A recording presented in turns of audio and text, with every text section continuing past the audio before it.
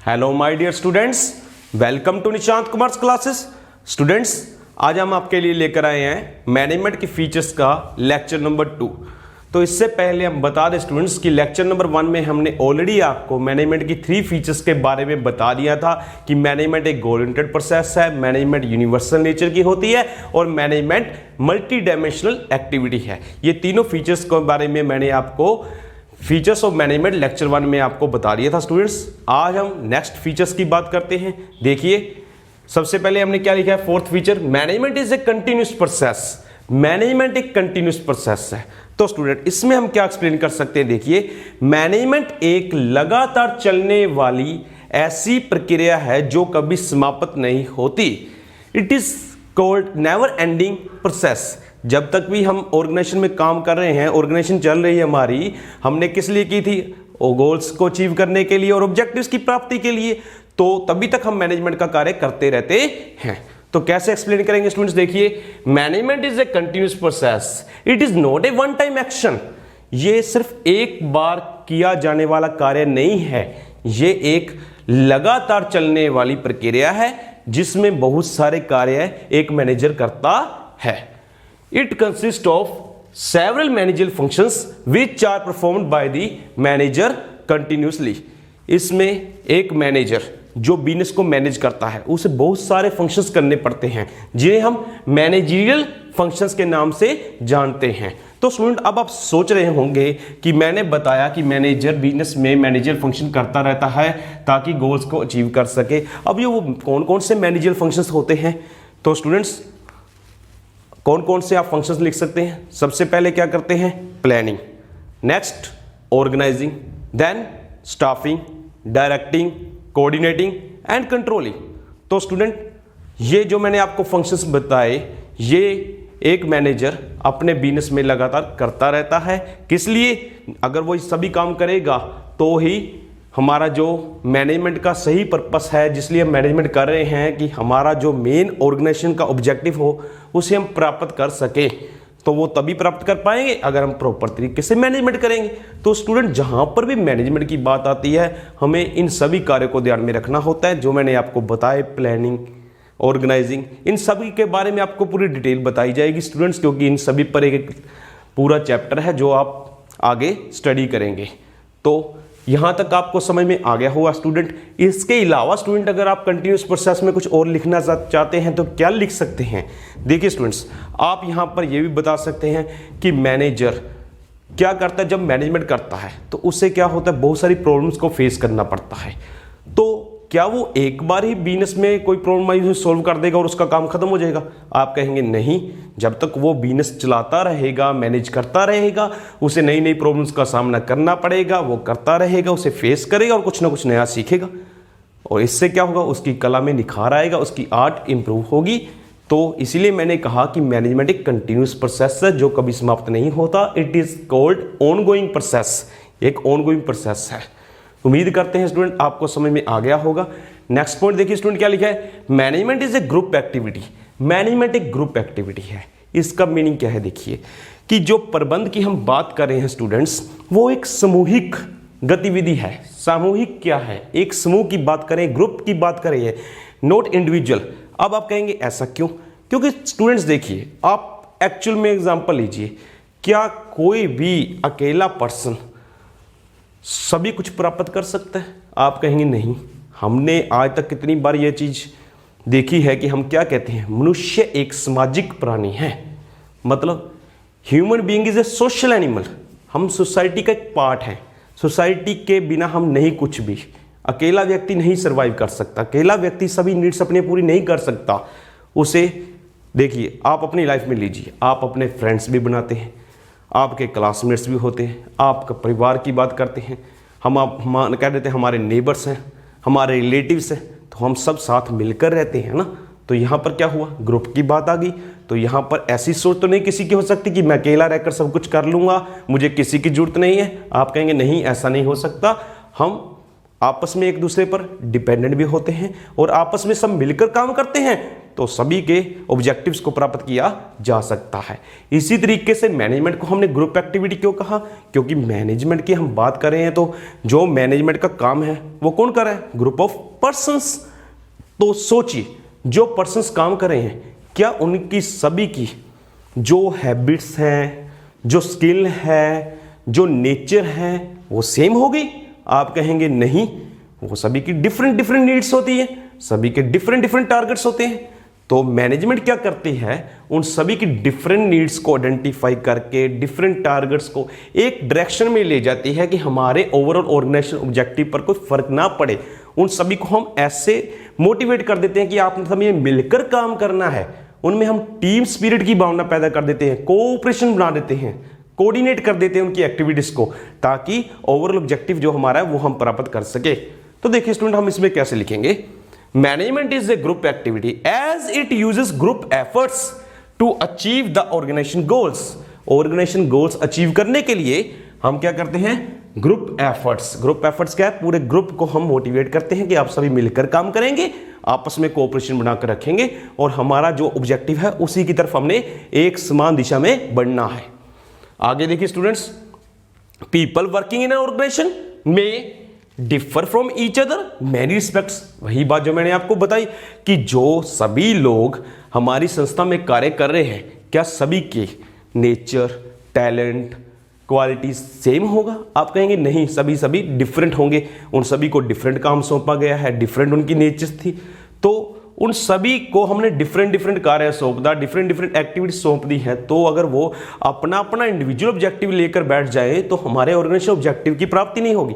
हम उन्हें ऐसा मोटिवेट करेंगे, कोऑपरेशन की भावना उनके मन में पैदा करेंगे कि सभी ने मिलकर काम करना है। इससे क्या होगा, हमारा जो सामूहिक उद्देश्य है वो तो प्राप्त होगा ही होगा, उसका व्यक्तिगत उद्देश्य भी फिर वो प्राप्त कर पाएगा, क्योंकि सबसे पहले किसे हमने प्रेफरेंस देनी है, हमारे ओवरऑल ऑब्जेक्टिव को, जो हम सभी का एक साझा उद्देश्य है उसकी प्राप्ति की ओर हमने बढ़ना होता है स्टूडेंट्स। तो मैनेजमेंट क्या करती है, puts all the efforts to improve the team work and coordination of the people, कि अपने सभी एफर्ट्स लगा देती है कि वर्कर्स में जो वर्कर्स काम कर रहे हैं वो सभी टीम वर्क बनाकर एक जैसी स्पिरिट, किसी में कोई भेदभाव ना समझे, वो सभी अपने आप को इक्वल समझे, अपने दोस्त समझे, एक परिवार समझकर काम करे।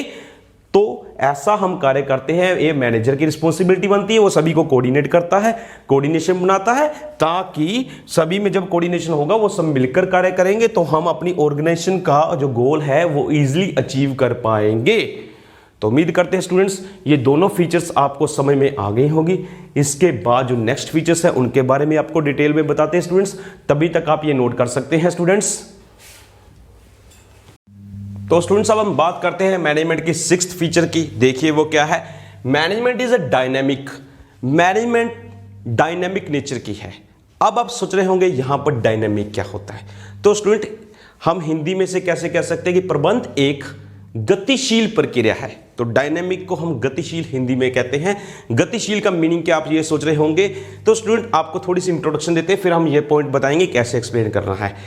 तो स्टूडेंट जब हम एक्चुअली किसी भी ऑर्गेनाइजेशन में काम कर रहे होते हैं तो वहाँ का जो एनवायरनमेंट है उसमें अगर कुछ ना कुछ चेंजेस आ जाती हैं तो हमें उस एनवायरनमेंट के अकॉर्डिंग अपने प्लान्स, पॉलिसीज एडजस्ट करने पड़ते हैं। मतलब उन चेंजेस को ध्यान में रखकर उन्हें दोबारा रिव्यू करते हैं हम प्लान्स को, पॉलिसीज को, और उन चेंजेस को कंसीडर करके उन्हें एडिट करके दोबारा से लागू करते हैं, इंप्लीमेंट करते हैं। तो यह पॉइंट हमने एक्सप्लेन करना स्टूडेंट। देखिए आप क्या लिखेंगे इस पॉइंट में, management is a dynamic activity as it adjusts itself according to the changing environment. Management को गतिशील क्यों कहा गया है, डायनेमिक क्यों कहा गया है, क्योंकि जब भी बिजनेस एनवायरनमेंट में चेंज आता है तो हम अपने प्लान्स, पॉलिसीज, मतलब हम अपनी मैनेजमेंट को उस अनुसार, उन सर्कमस्टेंसेस के अनुसार एडजस्ट कर लेते हैं। क्योंकि अगर चेंजिंग एनवायरनमेंट में हम अपने पॉलिसी या प्लान को चेंज नहीं करते तो वो जो चीज़ें हमने एनवायरनमेंट को, फैक्टर्स को इग्नोर करके तैयार की, वो कभी भी अच्छे तरीके से इंप्लीमेंट नहीं हो पाएंगी, क्योंकि हमने जब भी कोई प्लान या पॉलिसी बनानी होती है, क्रिएट करनी होती है, उन्हें इंप्लीमेंट करना होता है, तो हम पहले बिजनेस एनवायरनमेंट की स्टडी करते हैं स्टूडेंट्स। तो स्टूडेंट्स आपके दिमाग में कई प्रश्न चल रहे होंगे कि बिजनेस एनवायरनमेंट की बात हो रही है बार बार, एनवायरनमेंट होता क्या है। तो स्टूडेंट आप सिंपल सी भाषा में सोचिए, एनवायरनमेंट हम किसे कहते हैं? वातावरण को, मतलब हमारे जो सराउंडिंग्स हैं उसे हम एनवायरनमेंट कहते हैं। आप जब अपने घर में स्टडी करते हैं तो वहाँ का क्या एनवायरनमेंट है, उसी तरीके से जब आप प्लेग्राउंड में खेल रहे हैं तो वहाँ का भी एनवायरनमेंट होता है, आप जब जहाँ पर भी कोई काम कर रहे हैं वहाँ का भी एनवायरनमेंट होता है। तो उस एनवायरनमेंट का सीधा इफेक्ट पड़ता है हमारी कार्यकुशलता के साथ, मतलब हमारी परफॉर्मेंस के साथ उसका सीधा लिंक है। अगर एनवायरनमेंट में कुछ ना कुछ चेंजेस आती हैं तो हमें उन चेंजेस को ध्यान में रखकर अपने आप को उन चेंजेस के अनुसार डालना पड़ता है, मतलब एडजस्ट करना पड़ता है। यह पॉइंट आपने ध्यान में रखना था स्टूडेंट्स। तो अब देखिए मैंने क्या लिखा है कि मैनेजमेंट क्या करती है, एनवायरनमेंट की जो चेंजेस हो जाती हैं तो उसके अनुसार अपने आप को एडजस्ट कर लेती है। इसीलिए यहां पर मैंने क्या कहा, ये गतिशील है। मतलब गतिशील का मीनिंग क्या हो गया, मतलब मूवमेंट्स होती रहती हैं, चेंजेस आती है तो हम भी चेंज हो जाते हैं उस अनुसार, क्योंकि हमें पता है कि एनवायरनमेंट में चेंजेस आ गई हैं। अगर उस चीज़ को हम इग्नोर करेंगे तो हम अपने रिजल्ट्स को ईजिली प्राप्त नहीं कर पाएंगे। तो ये सब कुछ हमें देखना पड़ता है। तो student in order to be successful, अगर हम अपनी ऑर्गेनाइजेशन की बात करते हैं कि हम वहाँ पर मैनेजमेंट अच्छे तरीके से करना चाहते हैं, एक मैनेजर अच्छा सक्सेसफुल पर्सन बनना चाहता है, तो वो मैनेजर क्या करता है, management must change its goals, plans, policies according to the needs of its environment.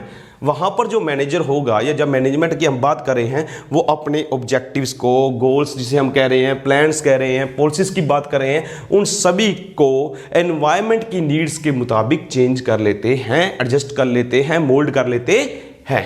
Example देखिए स्टूडेंट्स, एग्जाम्पल से आपको सब कुछ समझ में आ जाएगा। Samsung has adopted the latest technology.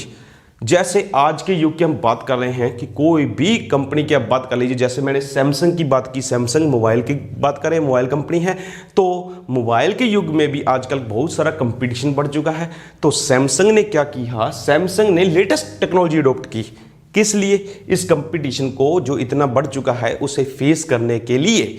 तो यहाँ पर किस चीज़ की बात आई, उन्होंने देखा, एनवायरनमेंट देखा कि आजकल बहुत ज़्यादा कंपटीशन आ रहा है, मतलब लोग नई नई लेटेस्ट टेक्नोलॉजी का मोबाइल खरीद रहे हैं। तो अगर हमने अपनी मार्केट में हमारे शेयर बने रहने देना है, उसे इंक्रीज करना है, कम नहीं होने देना, तो हमें क्या करना पड़ेगा, सबसे लेटेस्ट टेक्नोलॉजी लेकर आए जो अभी तक कोई और कंपनी नहीं लेकर आई।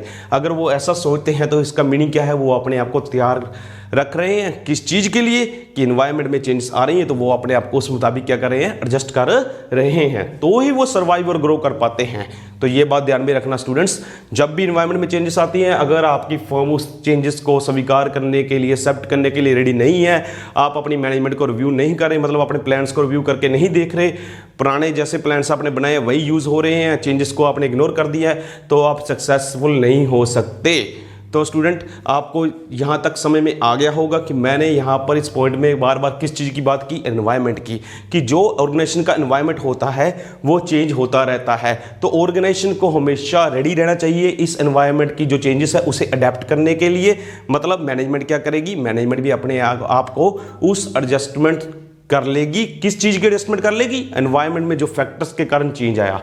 अब स्टूडेंट्स आपके दिमाग में यह भी प्रश्न होगा कि एनवायरनमेंट में चेंजेस आती हैं, कौन कौन से फैक्टर्स होते हैं, बिजनेस एनवायरनमेंट में हम किस चीज़ की स्टडी करते हैं। स्टूडेंट इसकी ज़्यादा डीप नॉलेज अगर आपको चाहिए तो आप बिजनेस स्टडी का बिजनेस एनवायरनमेंट वाला चैप्टर जरूर स्टडी करना, तो आपको इस चीज़ की बहुत ज़्यादा नॉलेज मिलेगी। फिलहाल मैं शॉर्टकट में आपको बता देता हूँ कि बिजनेस एनवायरनमेंट में बहुत सारे फैक्टर्स आ जाते हैं जो हमारे कंट्रोल से बाहर होते हैं, जिन्हें हम कंट्रोल नहीं कर पाते, जैसे कि political factors, economical factors, social factors, technological factors, legal factors etcetera. तो स्टूडेंट्स इस चीज़ की हमने बात करनी होती है। अगर कोई भी बिजनेस अपने बिजनेस एनवायरनमेंट की स्टडी करता है, अपने सराउंडिंग्स को देखता है, तो उसे अपॉर्चुनिटी के मौके भी मिलते हैं और उसे पता भी लगता है कि कब ये अपॉर्चुनिटी जनरेट हुई, कब इसका फ़ायदा उठाया जा सकता है।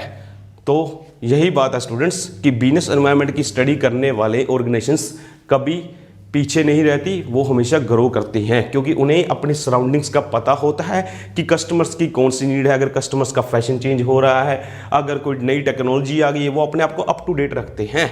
तो इसीलिए मैंने बार बार कहा मैनेजमेंट एक डायनेमिक है। डायनेमिक का मीनिंग क्या है? मैनेजमेंट हमेशा गतिशील होती है, अपने आप को चेंज करती रहती है अकॉर्डिंग टू द सिचुएशंस। तो नेक्स्ट पॉइंट क्या है स्टूडेंट, देखिए नेक्स्ट फीचर क्या है, मैनेजमेंट इज इनटेंजिबल। तो मैनेजमेंट इनटेंजिबल है। अब आप सोच रहे होंगे इनटेंजिबल को कैसे एक्सप्लेन कर सकते हैं, या इनटेंजिबल को हिंदी में हम क्या कहते हैं?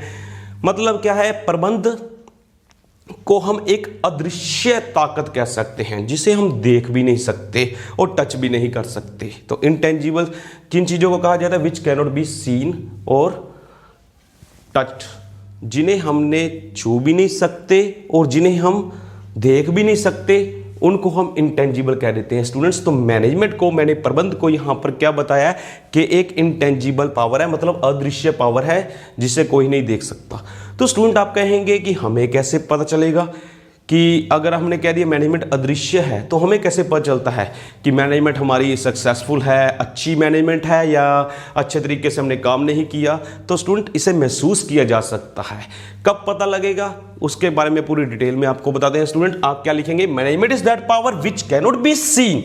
मैनेजमेंट एक ऐसी इनविजिबल पावर है जिसे कोई नहीं देख सकता। However it's presence can be felt, परंतु फिर भी इसे महसूस किया जा सकता है, अनुभव किया जा सकता है। In the form of results achieved. किस फॉर्म में? जब हमें रिजल्ट अचीव हो जाते हैं। देखिए आपने कोई भी प्रबंध किया, आपको उसका जो नतीजा था वो मिल गया, जो आप सोचते थे वो काम हो गया। आपने अपने आप को मैनेज किया था कि मैंने इतना टाइम इसी सब्जेक्ट को देना है, इतना टाइम इस सब्जेक्ट को देना है, ताकि मैं ओवरऑल अच्छे मार्क्स ला सकूं पेपर में। अगर आपके वो वाकई ही अच्छे मार्क्स आ गए तो इसका मीनिंग क्या होगा? आपने सभी सब्जेक्ट्स को अच्छे तरीके से टाइम दिया, अच्छे तरीके से आपने अपना सिलेबस या अपना टाइम टेबल मैनेज किया था, तो आपने आपका गोल अचीव कर लिया। तो यहां पर पता लग गया कि आपका गोल अचीव हो गया, मतलब मैनेजमेंट अच्छी थी। तो ये सिंपल सी बात है जब हमें टारगेट्स अचीव हो जाते हैं। देखिए संस्था के पॉइंट ऑफ में क्या बताएंगे स्टूडेंट्स? संस्था के पॉइंट ऑफ में हम क्या बता सकते हैं कि अगर हमने गोल्स को अचीव कर लिया है, एम्प्लॉयज़ हमारे सेटिस्फाई हैं और एनवायरनमेंट के मुताबिक हमने क्या किया, अपनी चेंजेस कर लिए, पॉलिसीज़ वगैरह उस अनुसार हम चला रहे हैं, पॉलिसीज़ वगैरह को मतलब इम्प्लीमेंट कर रहे हैं। इसके अलावा स्टूडेंट्स हम क्या कह सकते हैं कि हमने कोऑर्डिनेशन बनाकर रखा है सारे एम्प्लॉयज़ में, तो सारे डिपार्टमेंट्स में भी कोऑर्डिनेशन बनाकर रखा है। तो स्टूडेंट्स इससे क्या होगा, हमारे रिजल्ट्स प्राप्त होंगे, तो हम कह सकेंगे कि हमारी मैनेजमेंट क्या है, अच्छी है। और in other words we can say that if the things are going as per plans there is a good management। जो मैंने प्लान बनाया था उस अनुसार सारा काम हो रहा है, तो मैं क्या कहूंगा, मैनेजमेंट अच्छी है। इसके अलावा स्टूडेंट मैंने एग्जांपल क्या देखिए if the production department is not able to produce the goods as per the orders. अगर प्रोडक्शन डिपार्टमेंट मतलब उत्पादन विभाग जो टारगेट उसे दिया गया था, ऑर्डर दिया गया था, ऑर्डर हमें मिला था किसी कस्टमर से कि इतना सामान बनाकर देना है, तो प्रोडक्शन डिपार्टमेंट की रिस्पॉन्सिबिलिटी थी कि उतना सामान वो बनाता। वो अगर अपना टारगेट नहीं पूरा कर पाया ऑर्डर के लिए, तो इससे क्या हुआ, सेल डिपार्टमेंट ने कंप्लेन की कि ऑर्डर टाइम पर नहीं पूरे हो रहे हैं, हम सेल नहीं कर पा रहे क्योंकि हमें प्रोडक्शन डिपार्टमेंट ने उतना सामान बनाकर नहीं दिया। तो यहाँ पर हमने एग्जाम्पल दी है किस चीज़ की, कि लैक ऑफ कोऑर्डिनेशन की बात हो रही है कि उन डिपार्टमेंट्स में कोऑर्डिनेशन ही नहीं है। तो ये एग्जाम्पल किस चीज़ की, बैड मैनेजमेंट। यहाँ पर जो मैनेजमेंट है उसे हम अच्छा प्रबंध नहीं कह सकते। क्यों मैनेजमेंट को बैड क्यों कहा गया है? क्योंकि हम अपने गोल्स को ही नहीं अचीव कर पा रहे, क्योंकि हमने कोऑर्डिनेशन की ओर जोर नहीं दिया, यहाँ पर फोकस नहीं किया। तो उम्मीद करते हैं स्टूडेंट्स आपको ये दोनों पॉइंट समझ में आ गए होंगे। आज के लेक्चर में मैंने जो आपको टोटल टॉपिक्स कराए वो आपको समझ में आ गए होंगे। इसके अलावा कुछ और एग्जांपल्स भी बन सकती थी इंटेंजिबल में भी स्टूडेंट्स। इंटेंजिबल में आपने को मैंने सिंपल से बता दिया कि अगर आप कैसे पता कर सकते हैं कि मैनेजमेंट जो आपकी अच्छे तरीके से हो रही है या नहीं हो रही, in the form of results achieved. अगर आपको रिजल्ट अचीव हो रहे हैं तो वहाँ पर हम कह सकते हैं गुड मैनेजमेंट है। अगर रिजल्ट अचीव नहीं हो रहे तो हम कह देंगे कुछ ना कुछ कमी रहेगी हमारी मैनेजमेंट में। कौन सी कमी रहेगी वो हम पता करने की कोशिश करेंगे। स्टूडेंट्स जो मैंने अभी तक 7 पॉइंट्स आपको फीचर्स के बता दिए हैं टोटल, इसके अलावा भी कुछ और फीचर्स भी होती हैं मैनेजमेंट की, जैसे कि मैनेजमेंट आर्ट भी है और साइंस भी, मैनेजमेंट प्रोफेशन है, और इसके अलावा मैनेजमेंट मल्टी डिसिप्लिनरी है, इसके अलावा student management is needed at all levels of management, top level, middle level और लोअर लेवल। तो कई और पॉइंट्स भी है फीचर्स के जो हम लिख सकते हैं पेपर में। उसके लिए मैं नेक्स्ट वीडियो बनाऊंगा जिसमें कुछ और फीचर्स भी आपको बताऊंगा मैनेजमेंट की कौन कौन सी होती हैं। तो इसी उम्मीद के साथ कि आपको लेक्चर समझ में आ गया होगा। चलते हैं नेक्स्ट वीडियो की ओर चलेंगे स्टूडेंट्स। आपके लिए नेक्स्ट वीडियो लेकर आएंगे, वो फीचर्स ऑफ मैनेजमेंट पार्ट 3 होगा। तो अगर कोई आपको डाउट है किसी भी टॉपिक में जो मैंने आपको अभी तक बताया है, आप मेरे व्हाट्सअप नंबर पर मुझे कांटेक्ट कर सकते हैं। मैं आपका डाउट जरूर सॉल्व करने की कोशिश करूंगा students. Thanks for watching the video.